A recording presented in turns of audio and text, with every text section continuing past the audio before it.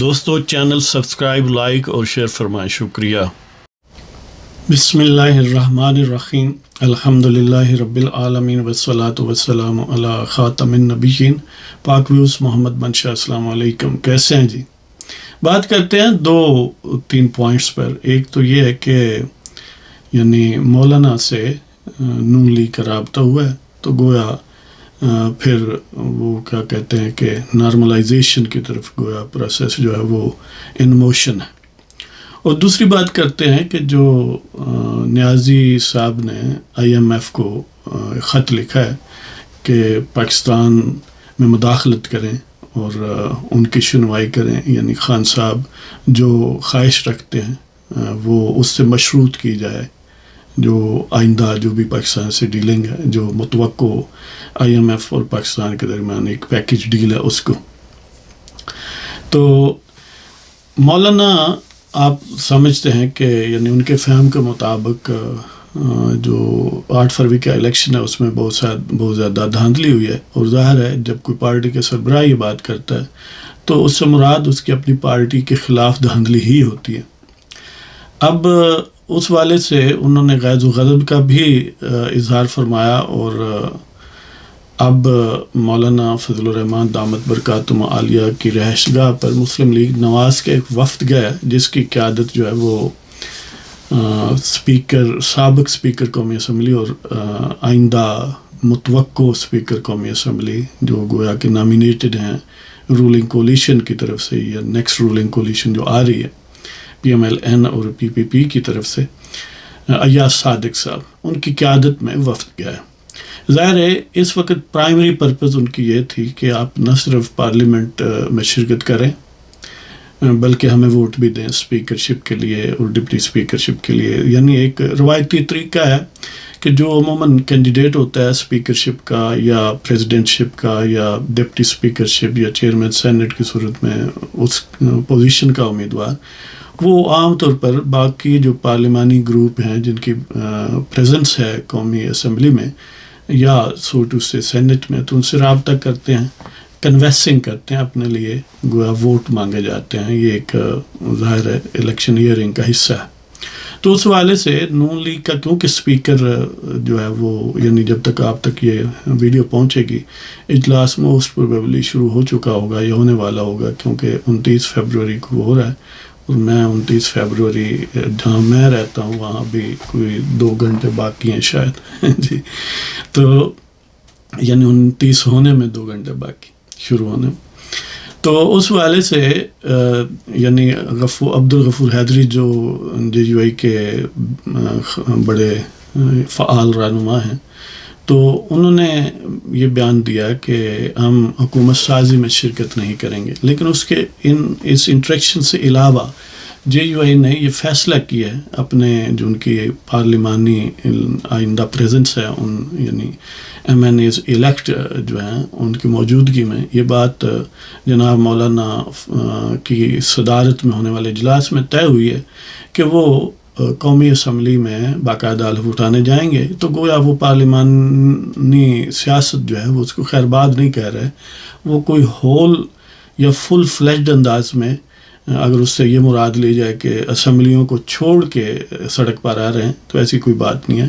وہ parliamentary politics کا باقاعدہ حصہ رہیں گے، تو وہ نہ صرف حلف اٹھائیں گے بلکہ پارٹیسپیٹ بھی کریں گے۔ اب نون لیگ کی یہ ڈیمانڈ تھی کہ نہ صرف آئیں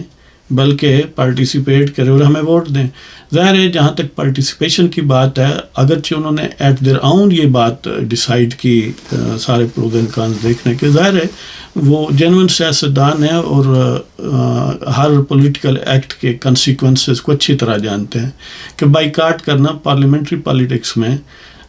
کوئی بہت زیادہ فائدہ مند نہیں ہوتا، سود مند نہیں ہوتا، خاص طور پر کسی نسبتاً کم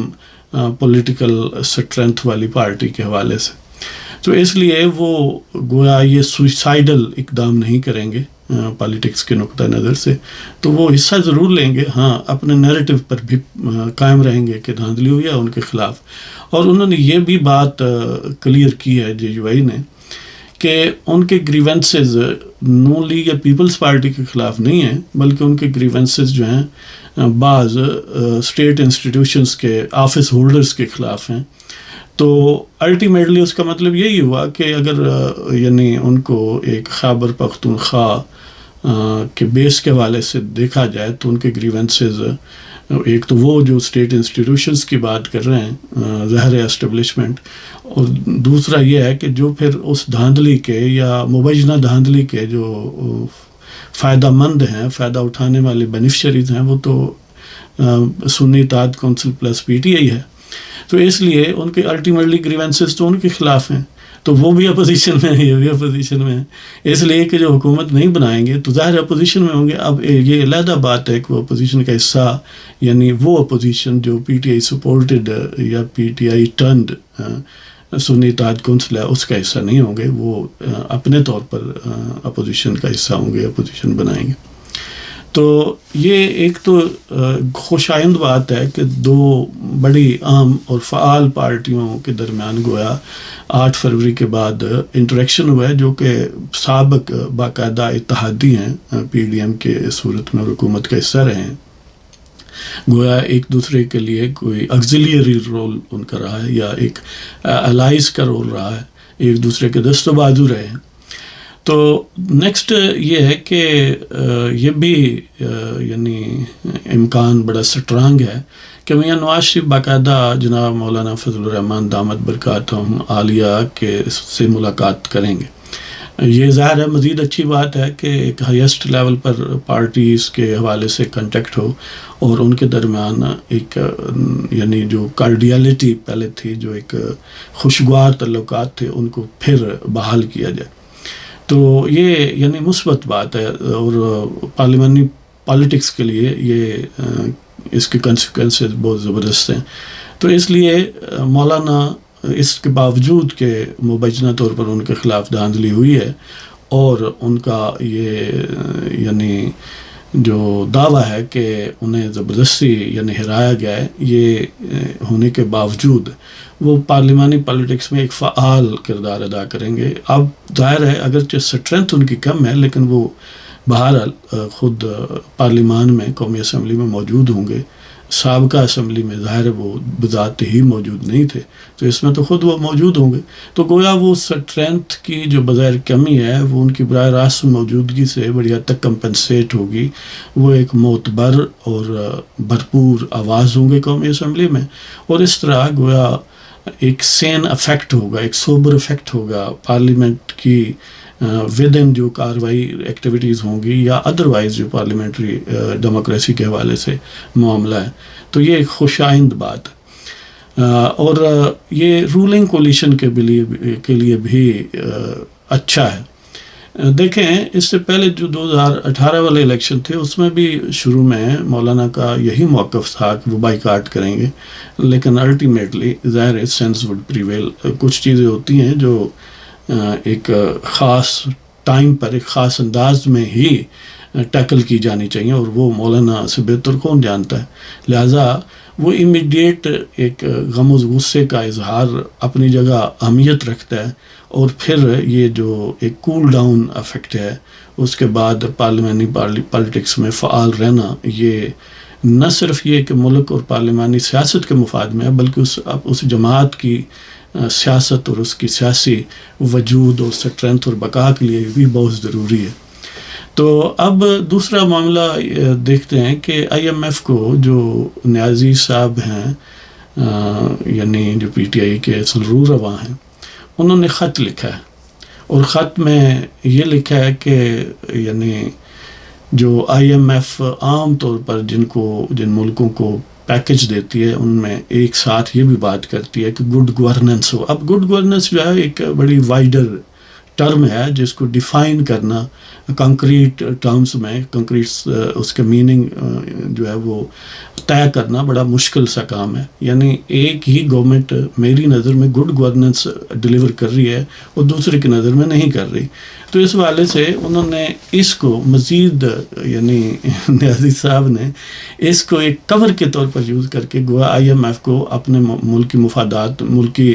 معاملات میں مداخلت کی دعوت نہیں بلکہ مطالبہ کیا ہے. جس طرح وہ ویسے تو امریکہ سے آزادی کا بول بچن اپنے جو زومبیز ہیں ان کو بیچتے ہیں، لیکن دوسری طرف باقاعدہ لاکھوں ڈالر لگا کے، ملینز آف ڈالرز لگا کے وہاں پر لابیسٹ ہائر کرتے ہیں، اور جن کو ظاہر ہے وہاں کی قادیانی اور اینٹی پاکستان جو بھی لابیاں ان کی سپورٹ حاصل ہے دامِ دور میں سفر قدمے، اور وہ امریکیوں کو اپنے ملکی معاملات یعنی پاکستان کے داخلی اور بیرونی معاملات میں مداخلت کی دعوت ہی نہیں دیتے، بلکہ التجا کرتے ہیں کہ حضور والا آپ ہمارے مائی باپ ہیں، آپ ہمیں بچائیں، ہم آپ کے ہی آخر مفاد کے لیے یہاں پر لڑ رہے ہیں۔ تو یعنی یہ نیازی صاحب میں یہ کیپیبلٹی ہے کہ وہ یک وقت کئی جھوٹوں کو کنکرنٹلی چلا سکتے ہیں، یعنی ایک طرف آزادی کا چورن اور دوسری طرف اسی جن سے آزادی لینی ان کو اپنا مائی باپ بنا کے کہنا کہ ہم جناب آپ کے خادم ہیں، یہ چورن، یعنی یہ کمال ہے ان کا۔ یہ اس والے میں بہرحال وہ خاصی مہارت، ایک آؤٹ اسٹینڈنگ کیپیبلٹی رکھتے ہیں۔ تو یہ آئی ایم ایف کو مداخلت کی دعوت دینا اور یہ اس میں کہ مشروط کریں کہ یہ جو الیکشن ہوا ہے اس میں آڈٹ کروائیں الیکشن کا۔ اب ظاہر آڈٹ کہاں سے کروائیں؟ وہ کہتے ہیں جی کسی تھرڈ پارٹی سے، مینس کہ ظاہر ہے وہ اندرون ملک تو بندہ نہیں کوئی ہوگا، اندرون ملک کا ہوگا تو پھر ظاہر ہے نیازی صاحب اس پر تو مطمئن نہیں ہوں گے۔ اب بندہ پوچھے جب آپ حکومت میں تھے تو آپ یہ کروا سکتے تھے، 2018 کا الیکشن اس کا آپ نے آڈٹ کروا لینا تھا آئی ایم ایف سے۔ اس وقت یہ یعنی بکواس کرتے تھے ایک طرف کہ میں خودکشی کر لوں گا، آئی ایم ایف کی طرف جانا پڑو، پھر کہتے تھے کہ آئی ایم ایف نے ہمیں پیسے نہ دیے تو ہم خودکشی کر لیں گے یا خودکشی کی طرف جائیں گے۔ یعنی کمال ہے ان کا بھی کہ یہ جو اب تمہیں بات پسند ہے تب کیوں پسند نہیں تھی۔ تو بہرحال یہ تب بھی ہوتی تو غلط تھا، آج بھی ہو تو غلط ہے، اس لیے کہ بیرونی اداروں کو، بیرونی ممالک کو، جو غیر ملکی حکومتیں ہیں، لابیاں ہیں، ان کو ملکی معاملات میں اس طرح ایکسپریسلی دعوت دینا اور ان سے مطالبہ کرنا اپنے اندرونی معاملات کو اپنے حق میں کرنے کے لیے، یہ ایک غدارانہ، منافقانہ اور وطن دشمنی کا ثبوت ہے۔ لہذا یہ بھی انڈیا مل رہا ہے، جو آنے والی حکومت ہے وہ عین ممکن ہے اس بنیاد پر بھی نیازی اینڈ کمپنی کے خلاف پاکستان کے مفادات کو نقصان پہنچانے کے معاملے میں ان کے خلاف باقاعدہ پراسیکیوشن جو ہے وہ کرے، ان کو قانون کے کٹہرے میں لائے۔ اب یہ ہوگا یا نہیں یہ تو ظاہر آنے والا وقت ہی بتائے گا، لیکن اگر پاسٹ ہم پریکٹس کو دیکھیں تو اس کے امکانات کم ہیں، اس لیے کہ اسی طرح کے لیٹر بھی لکھے گئے، اس طرح کے علی اعلان ان کو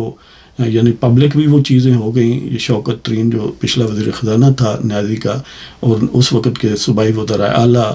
جو ان کے صوبائی وزراء خزانہ جو تھے پنجاب کے اور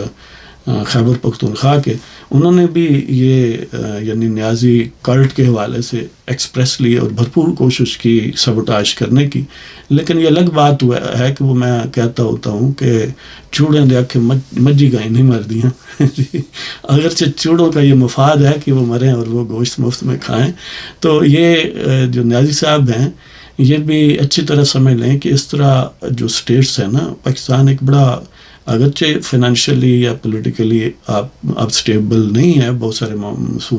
اسباب کی وجہ سے، لیکن یہ اتنا اہم ملک ہے کہ اس کو اس طرح چند گماشتوں کے لیٹرز کی بنیاد پر ریجیکٹ نہیں کیا جا سکتا۔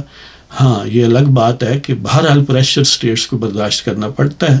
اس لیٹر کے والے سے بھی اگر ہو یا لیٹر کے بغیر بھی ہو، وہ عموماً سٹیٹس پر ہوتا ہے ان کی پالیسیز کے حساب سے، لیکن کسی ایک چوڑے چمار کے کہنے کی وجہ سے عموماً نہیں ہوتا۔ ہاں کیونکہ یہ ان کا ٹاؤٹ ہے، اس والے سے یقیناً یہ ان کے لیے خوش آئند ہے کہ وہ چاہیں تو اس گویا اس چیز کو یوز کر کے پاکستان کو انڈر پریشر کرنے کی کوشش کر سکتے ہیں۔ یہ الگ بات ہے کہ جو پاکستان کی لیڈرشپ آنے والی ہے وہ ریزیلینٹ ثابت ہو اور وہ اس کو ودسٹینڈ کر جائے اور پھر بھی ملک کے مفادات کا تحفظ کرے، جیسے کہ پاسٹ میں یہ مثالیں موجود ہیں۔ اس سے بڑا اور کیا پریشر ہوگا جو یہ نیوکلیئر ایکسپلوژنس کے حوالے سے اس وقت کی حکومت جو کہ گویا اب بھی کسی حد تک حکومت ہوگی اس پر ہو سکتا تھا۔ ایک طرف ٹیمپٹیشن تھی، ایک طرف پابندیوں کی دھمکی تھی، اور ظاہر ہے جو پاکستان جیسے ممالک ہیں جہاں کے جو جب جو ملکی مفادات کا تحفظ ایٹ اینی کاسٹ کرتے ہیں، تو ان پر ان کی ذات کے حوالے سے بھی پریشر ہو سکتا ہے. لیکن بہرحال سلوٹ ٹو نواز شریف کہ اس نے اس کے باوجود کہ اس وقت کے جنرلز نے بھی یہ مشورہ یہی دیا تھا کہ پیسے پکڑ لو اور نیوکلیئر ایکسپلوژن نہ کرو، لیکن اس نے یہ کہا کہ، اور ان کے رفقا نے اور اس نے، کہ یہ تاریخ نے جو ہمیں موقع دیا ہے یہ واپس نہیں آئے گا، کہ انڈیا نے جب دھماکے کیے ہیں اب ہم کاؤنٹر نہ کریں تو کل یہ جواز ہمیں نہیں ملے گا اگر آج ہم اسی طرح خاموشی سے گزر گئے تو بہرحال اللہ تعالیٰ ان سارے لوگوں کو محفوظ رکھے اور جو چلے گئے ہیں ان کو جنت الفردوس دے، جنہوں نے بھی پاکستان کے مفاد کے لیے کسی سے سودا نہیں کیا، پاکستان کے مفاد پر ڈٹے رہے اور پاکستان کو بہت سارے اور صورتوں میں بھی پاکستان کو مقدم رکھا، اور جو جوہری دھماکے تھے اس کے حوالے سے اس میں اس کے یعنی میکنگ پروسیس، جو نیوکلیئرائزیشن پروسیس تھا اس میں بھی، اور الٹیمیٹلی جو فائنل یعنی گویا ایک فیصلہ کن لمحہ تھا اس میں انہوں نے پاکستان کو مقدم رکھا اور دھمکیوں اور لالچ کو مؤخر کیا یا اس کا ریگارڈ نہیں کیا، اس کو ڈس ریگارڈ کیا. تو ہم ان سب کی قدر کرتے ہیں اور اللہ تعالیٰ سے ان کے لیے خیر دائرین کی دعا مانگتے ہیں. بہرحال ہونا یہی چاہیے تھا کہ اس وقت شوکت ترین اور صوبائی وزراء خزانہ اور ظاہر نیازی صاحب، ان کے خلاف بالکل بھرپور کارروائی ہوتی کہ انہوں نے گویا پاکستان کے خلاف باقاعدہ پروپیگنڈا نہ صرف کیا ہے، بین الاقوامی انسٹیٹیوشنز کو کنونس کرنے کی کوشش کی ہے، مفادات کو نقصان پہنچایا. یہ پاکستان سے غداری یا پاکستان سے بغاوت کے الزامات جو ہیں وہ اس میں بالکل لگ سکتے ہیں، اور ان کا پروف بھی واضح موجود تھا. Videos, audios, letters, documentary evidence اب بھی موجود ہے، تب بھی موجود تھی. تو نہ صرف اس موجودہ حرکت کو بھی پروسیکیوٹ کرنا چاہیے، پاسٹ کو بھی کرنا چاہیے کہ اس وقت جو کیا تھا وہ بھی ایک ہی، یعنی وہ بھی ایک سیپریٹ کیس بنے، اب کا وہ ایک سیپریٹ کیس بنے. تو بہرحال دیکھتے ہیں کہ آئندہ دنوں میں پھر کیا ہوتا ہے. تو بہرحال جی، اللہ تعالیٰ آپ سب کو خوش و خرم رکھے. ہماری دعا ہے کہ آپ ہمیشہ ہنستے مسکراتے رہیں اور پاکستان کو آگے بڑھاتے رہیں. اجازت چاہتا ہوں جناب، خدا حافظ.